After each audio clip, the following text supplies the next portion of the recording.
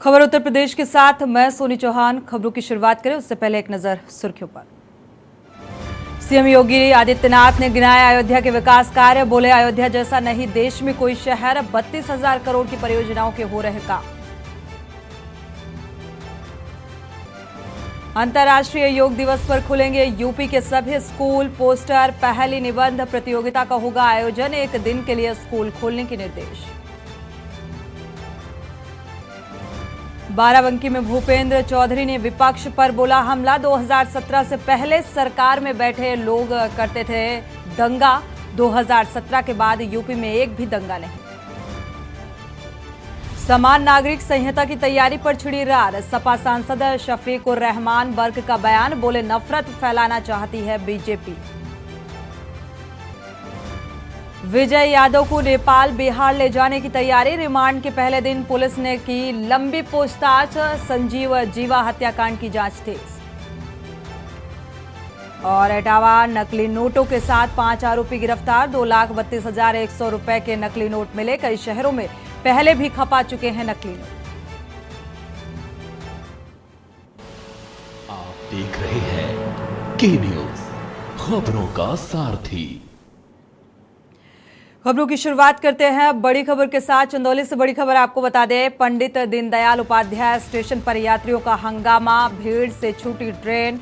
Announcing कर्मचारियों को बनाया गया बंधक। काशी दर्शन के बाद ये श्रद्धालु दरअसल लौट रहे थे।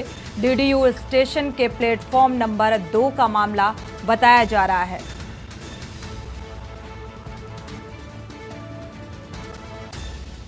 चंदौली से बड़ी खबर, पंडित दीनदयाल उपाध्याय स्टेशन पर यात्रियों का हंगामा। भीड़ से छूटी ट्रेन। अनाउंसिंग कर्मचारियों को बंधक बनाया गया और जमकर हंगामा काटा गया। काशी दर्शन के बाद दरअसल ये श्रद्धालु लौट रहे थे और लौटते वक्त ये पूरा हंगामा हुआ।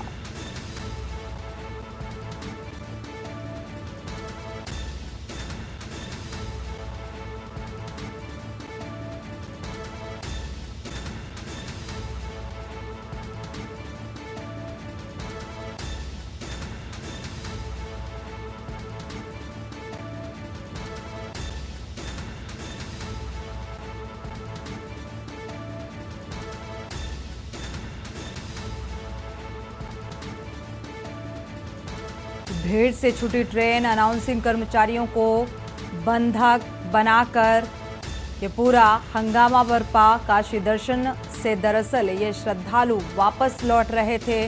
डीडीयू स्टेशन के प्लेटफॉर्म नंबर 2 का ये मामला बताया जा रहा है, जहां पर बंधक बनाया गया। तो दीनदयाल उपाध्याय स्टेशन पर यात्रियों ने हंगामा किया।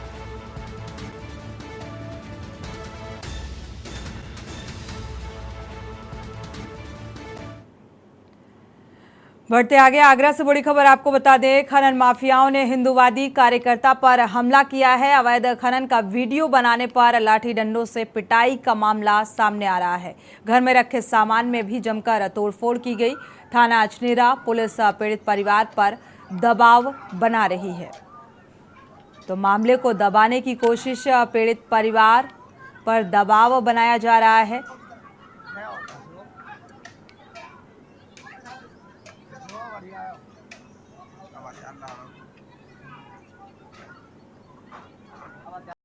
ये तस्वीरें भी आप देख पा रहे हैं, जहां पर हिंदूवादी कार्यकर्ता हैं और अब पीड़ित परिवार पर दबाव बनाने की भी कोशिश की जा रही है। तो इस हंगामे के बाद पीड़ित परिवार पर दबाव। आगरा में हिंदूवादी कार्यकर्ता पर यह हमला किया गया।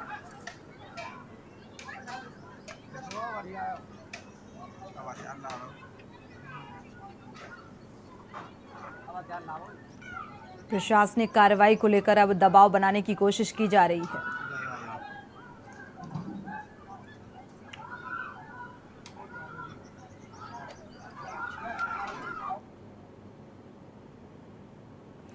बढ़ते आगे खबर बाराबंकी से है, जहां बीजेपी के महाजनसंपर्क के तहत आयोजित प्रबुद्ध वर्ग सम्मेलन में प्रदेश अध्यक्ष भूपेंद्र चौधरी ने निष्पक्ष विपक्ष पर जमकर निशाना साधा। उन्होंने कहा कि 2017 से पहले प्रदेश में दंगे होते थे, सरकार में बैठे लोग दंगे कराते थे, लेकिन अब प्रदेश में एक भी दंगा नहीं हुआ।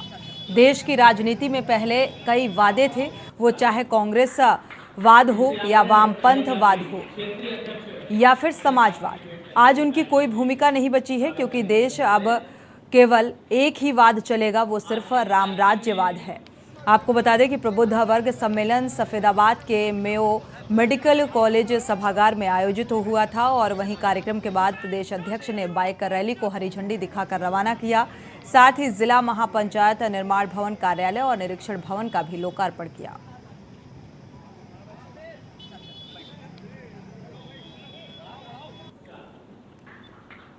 राहुल गांधी की स्थिति उत्तर प्रदेश में तो कांग्रेस की कोई स्थिति है नहीं। अभी वो इंतजार में है कि किसके साथ गठबंधन बनाएंगे, अलायंस बनाएंगे, और वो लोग कहीं दिखाई नहीं देते, दोनों भाई बहन पिक्चर से गायब।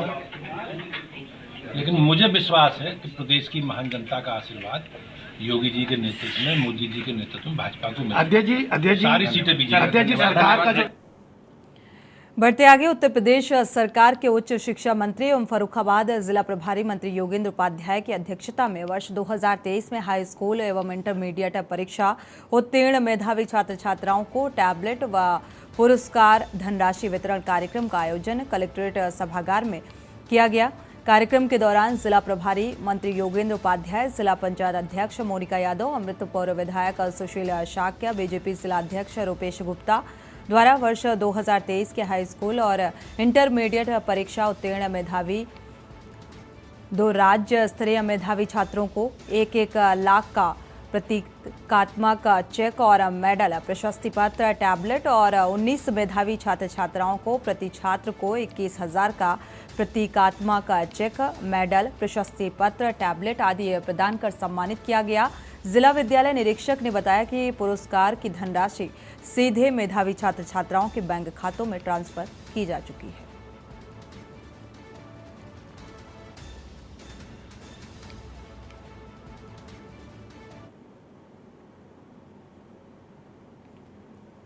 वक्त हो चला एक छोटे से ब्रेक का, लौटेंगे जल्द। आप देख रहे हैं के न्यूज, खबरों का सारथी।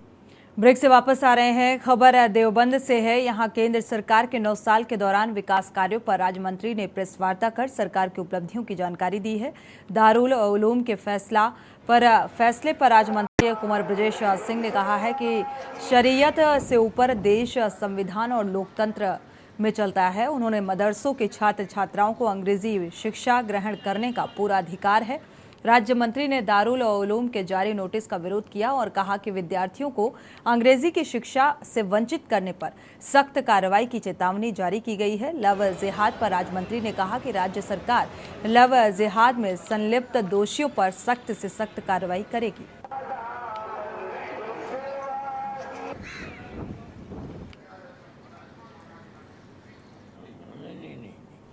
हम तो खुद दारुल में हमारे यहाँ अंग्रेज़ी का शोबा है। जो तलबा फारिग हो जाते हैं हम उनको उसके अंदर दाखिल करते हैं। कंप्यूटर का शोबा है, ज़ाहिर है कि कंप्यूटर भी आम तरीके पर अंग्रेज़ी ही में चलता है। हमें इससे हमारा जो कोर्स है, निसाब तालीम है, जो किताबें हैं, वो हमें इसकी इजाज़त नहीं देती कि हम उनके साथ किसी दूसरी चीज़ को पढ़ें। इसलिए कि हम 6 घंटे पढ़ाते हैं। जो हमने पढ़ाया है अगर उसको तालिब इल्म मगरिब के बाद या और इशा के बाद नहीं देखेगा तो वो कामयाब नहीं हो सकता है। इसलिए हमने ये कहा कि आप पढ़ने के बाद चाहे इंजीनियर बने, डॉक्टर बने और एडवोकेट बने, जो आपका जी चाहे बने, लेकिन हमारे यहाँ पढ़ते हुए आप जो हम पढ़ाते हैं उसकी तरफ तवज्जो न दे करके कुछ और पढ़ें। दारुल उलूम इसकी इजाज़त नहीं देता है।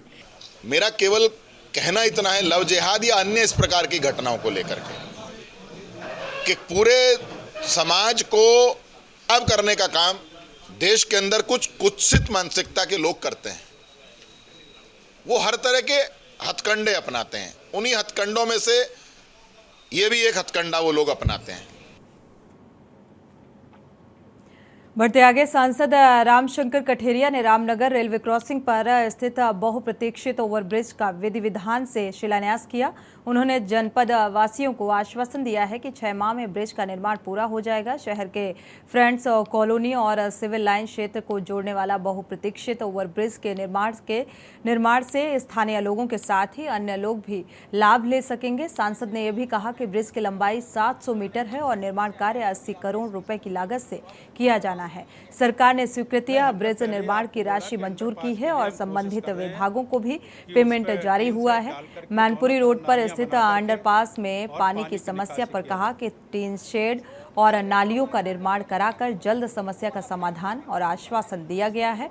सांसद डॉक्टर रामशंकर कठेरिया ने अखिलेश यादव पर तंज कसते हुए कहा है कि सिर्फ सैफई का विकास किया गया, इटावा के विकास में कोई योगदान किया है। पिछले 10 साल से सपा राष्ट्रीय अध्यक्ष इज्जत बचाने को गठबंधन का सहारा लेते हैं। देखिए 700 मीटर से ज़्यादा ये रामनगर का रेलवे का फाटक है।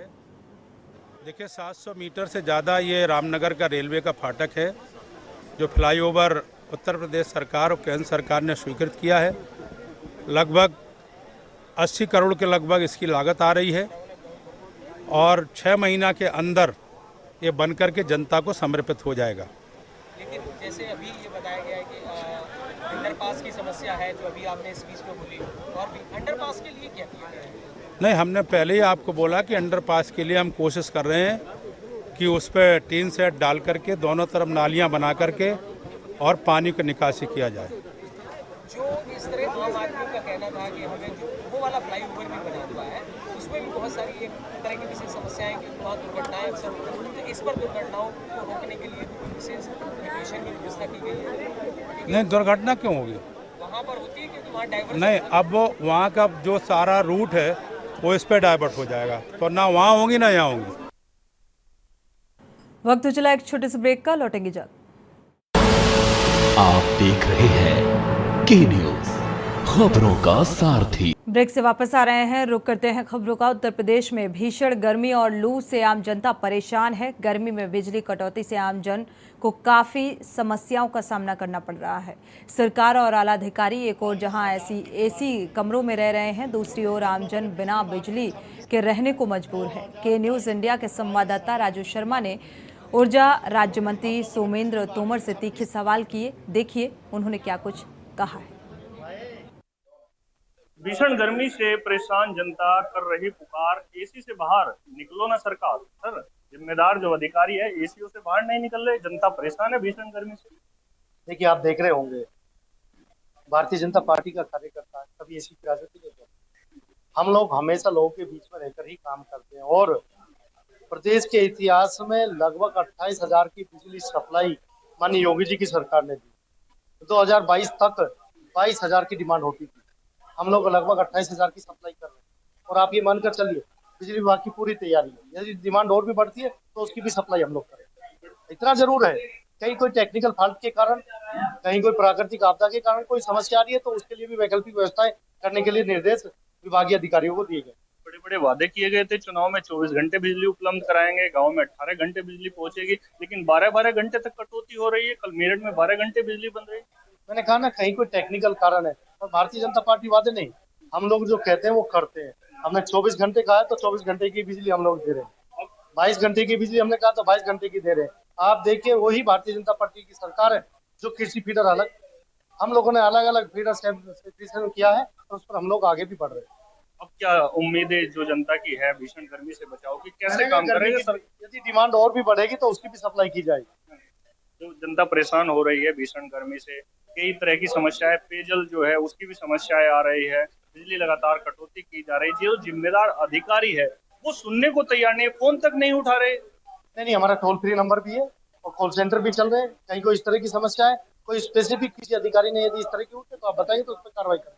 बिल्कुल, ये थे उत्तर प्रदेश सरकार के राज्य मंत्री सोमेंद्र तोमर। इनका साफ तौर पर कहना है कि बिजली आपूर्ति जनता के लिए की जाएगी और लगातार जो डिमांड बढ़ रही है उसकी भी पूर्ति करने का लगातार प्रयास किया जा रहा है। साथ ही हिदायत भी दी है कि जो जिम्मेदार अधिकारी है अगर लापरवाही बरतते हैं तो उनके खिलाफ भी सख्त कार्रवाई अमल में लाई जाएगी। मैं अपने वीडियो जर्नलिस्ट के साथ राजू शर्मा, के न्यूज मेरठ। वक्त एक और छोटे से ब्रेक का, लौटेंगे जल्द। आप देख रहे हैं के न्यूज, खबरों का सारथी। ब्रेक से वापस आ रहे हैं। खबर लखीमपुर खीरी से। यहां जल शक्ति मंत्री स्वतंत्र देव सिंह ने हर घर नल और जल जीवन मिशन के तहत गांव-गांव जाकर ग्रामीणों को हर घर जल उपलब्ध कराने की जानकारी दी है। जल शक्ति मंत्री सभा में उपस्थित लोगों की समस्याएं भी सुनी। इस दौरान ग्राम प्रधान के कार्यों से नाराज ग्रामीण महिलाओं ने शिकायत भी दर्ज कराई। मंत्री ने जनसभा के दौरान समस्याओं के निस्तारण का आश्वासन दिया।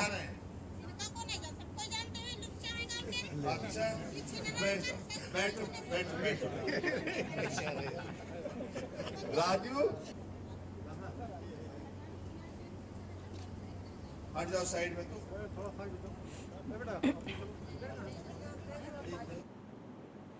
बढ़ते आगे अंतर्राष्ट्रीय योग दिवस पर जोर शोर से योग सप्ताह मनाने हेतु जिला कारागार फतेहगढ़ में अभी से व्यापक स्तर पर जेल अधिकारियों, कर्मचारियों और बंदियों द्वारा योगाभ्यास प्रारंभ कर दिया गया है। योग प्रशिक्षण विवेक कुमार व अजीत पाल सिंह के कुशल मार्गदर्शन में अधिकारियों, कर्मचारियों और बंदियों को प्रतिदिन प्रातः योग अभ्यास कराया जा रहा है। उक्त जानकारी देते हुए जिला कारागार फतेहगढ़ के अधीक्षक भीमसेन मुकुंद ने बताया कि डीजी जेल SN सावंत के दिशा निर्देशन में AIG चित्रलेखा सिंह और DIG शिवहरी मीणा के कुशल पर्यवेक्षण और जिलाधिकारी संजय कुमार सिंह द्वारा दिए गए निर्देशों के कार्यक्रम में आगामी योग सप्ताह को जोर शोर से मनाए जाने और राज्य सरकार के निर्धारित लक्ष्य को प्राप्त करने के उद्देश्य से कारागार में व्यापक स्तर पर तैयारी प्रारंभ कर दी गई है। उन्होंने बताया कि योग प्रशिक्षण विवेक कुमार और अजीत पाल सिंह के कुशल मार्गदर्शन में कारागार में प्रतिदिन प्रातः योगाभ्यास कराया जा रहा है। योगाभ्यास के समय जेलर अखिलेश कुमार, उप जेलर अखिलेश मिश्रा, कृष्णा कुमारी, मुख्य चीफ ओम प्रकाश, शिवम त्रिवेदी, जेल वार्डर आदि मौजूद रहे।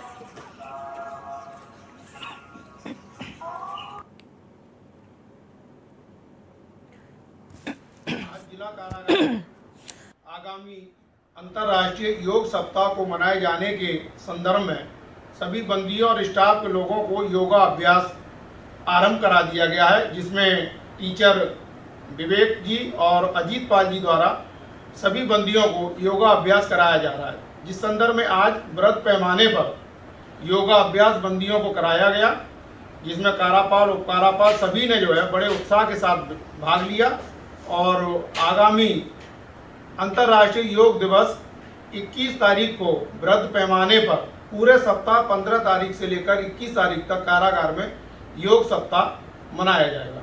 धन्यवाद।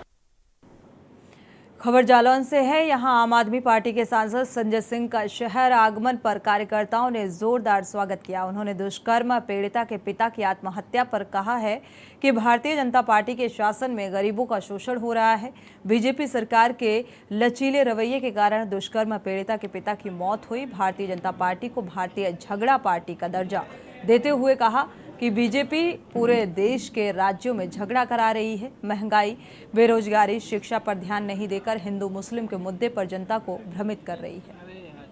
नहीं मिला, उसके बेटी के साथ जो दुष्कर्म हुआ था, जो दरिंदगी हुई थी, जब उसको न्याय नहीं मिला तो उसने आत्महत्या कर ली। आज मैं पीड़ित परिवार से भी मिलने जाऊंगा।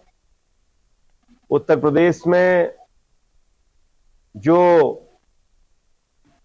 बुलडोजर राज चल रहा है, उत्तर प्रदेश में जिस प्रकार से डंडे के दम पे शासन चलाने का काम किया जा रहा है, ये सर्वथा निंदनीय है। और भारतीय जनता पार्टी की जो सोच है। और इसी बीच बड़ी खबर बहराइच से आपको बता दें, अज्ञात कारणों से लगी भीषण आग। बहराइच से बड़ी खबर, आग से मजरा मोगलहन पुरवा गांव जलकर पूरी तरीके से राख हो गया है। मौके पर पहुंचे सभी विभाग के आला अधिकारी, तो पूरा गांव आग की जद में। आग पर काबू पाने की कोशिश लगातार जारी है। बहराइच से बड़ी खबर, अज्ञात कारणों से लगी भीषण आग। फिलहाल वजह स्पष्ट होती नजर नहीं आ रही है, लेकिन पूरा गांव आग की जद में है। तो आग से मजरा गांव पूरी तरीके से जलकर राख हो गया। मौके पर पहुंचे सभी विभागीय अधिकारी। तो आग पर काबू पाने की कोशिश लगातार जारी है। इस वक्त की बड़ी और अहम खबर बहराइच से। फिलहाल आग लगने के कारण स्पष्ट होता नजर नहीं आ रहा है, लेकिन विकराल आग ने पूरे गांव को अपने आगोश में ले लिया है।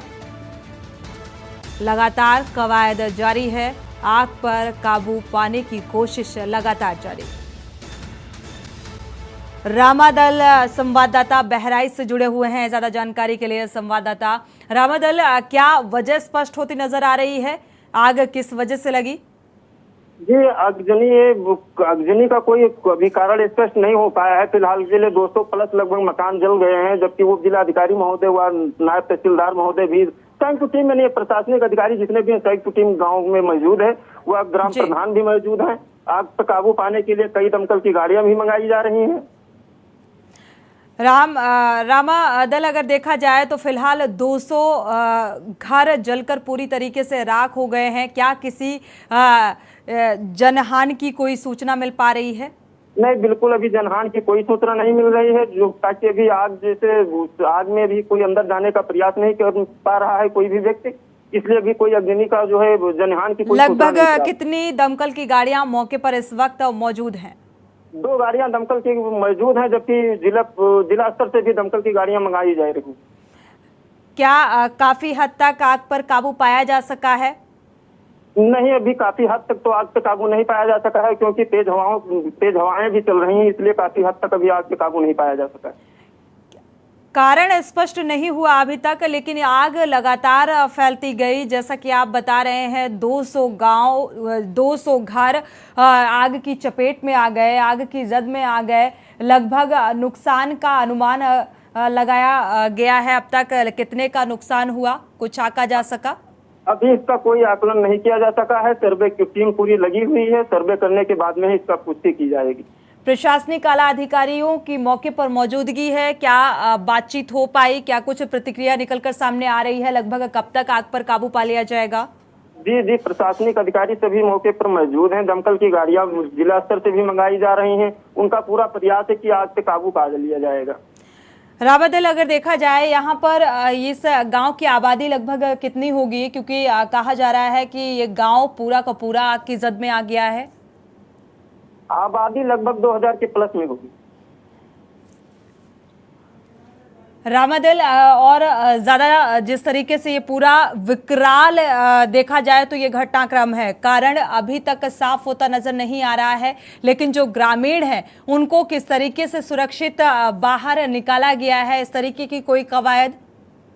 नहीं, ऐसी कोई पुष्टि नहीं हुई है। ग्रामीण जो भी थे, आग अग्नि होने के बाद में जो ग्रामीण खुद स्वयं को अपने आप को इधर उधर निकलना प्रयास कर दिए हैं। तब तक प्रशासनिक अधिकारी भी, आला अधिकारी जुट गए हैं, जो कि हर उसका रूट जो है गांव के अगल बगल ही लोग निकल के बाहर निकले। साथ ही इस पूरे घटनाक्रम में क्या मवेशियों के जलने की खबर, क्या कुछ जानकारी इस संबंध में? अभी इसकी कोई जानकारी पर्याप्त नहीं है। शुक्रिया इस तमाम जानकारी को साझा करने के लिए। एक्सक्लूसिव तस्वीरें आप के न्यूज़ में देख पा रहे हैं। बहराइच से बड़ी खबर। हालांकि आग लगने का कारण अभी तक स्पष्ट नहीं हो सका है। आला अधिकारी मौके पर मौजूद हैं, लगातार दमकल की कई गाड़ियां मौके पर मौजूद हैं जो आग पर काबू पाने का प्रयास कर रही हैं। अभी तक किसी भी जनहानि की सूचना नहीं है। इसी के साथ खबर उत्तर प्रदेश में फिलहाल बस इतना ही। आगे खबरों के लिए आप देखते रहिए।